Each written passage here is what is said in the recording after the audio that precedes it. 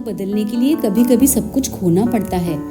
आज का एपिसोड शुरू होता है एक ऐसे सफर से जो जूलियन मैंटले को उसके अंदर छुपे सच्चे खुद से मिलवाने वाला था और सिवाना के रहस्यमयी संत उसकी जिंदगी बदलने वाले थे।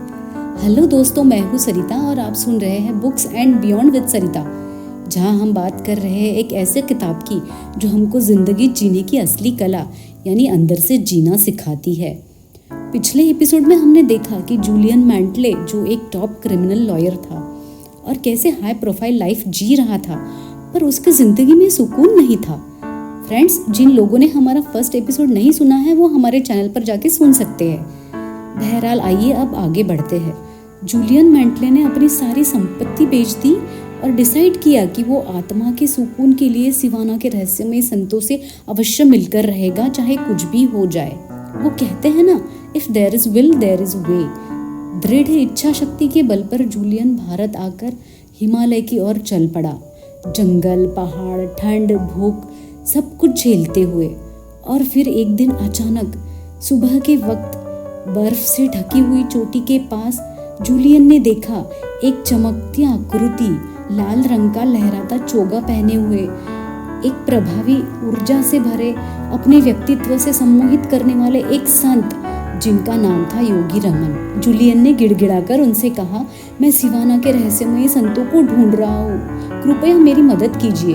योगी रमन हौले से मुस्कुराए और कहा, तुम तैयार हो, तुम्हें सिवाना बुला रहा है। जूलियन उनके साथ एक छिपे हुए रहस्यमय घाटी में पहुंचा। वहां बर्फ से ढकी पहाड़ी, हरियाली, शांत झरने, रंग बिरंगे फूल, दूसरी ओर देवदार वृक्षों का घना जंगल, ऐसा प्राकृतिक मंत्रमुग्ध करने वाला नजारा और आत्मा को सुकून पहुंचाने वाली शांति तथा गहराई। वहां जाकर जूलियन ने देखा सिवाना के संत एक रहस्यमयी समुदाय है जो दुनिया से पूरी तरह अलग जी रहे थे। ये संत किसी नॉर्मल साधु जैसे नहीं थे। उनके चेहरे पर तेज, ज्ञान की लालिमा और शांति तथा आंखों में गहराई थी। उनके जेस्चर में एक डिवाइन ग्रेस थी। ये लोग ना टीवी जानते थे ना फोन, लेकिन माइंड और सोल की ऐसी भाषा जानते थे जो सारी दुनिया से परे थी। सिवाना के संतों ने जूलियन को बताया कि हमारा मस्तिष्क एक बाग है और तुम इसमें घास उगने दोगे तो सुकून कभी नहीं मिलेगा।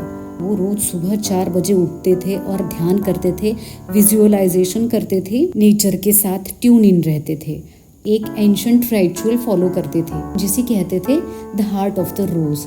उन्होंने जूलियन को 7 ऐसे स्पिरिचुअल प्रिंसिपल्स सिखाए जो न सिर्फ स्ट्रेस हटाते हैं बल्कि एक इंसान को सुपर ह्यूमन फोकस, कामनेस और इनर एनर्जी देते हैं।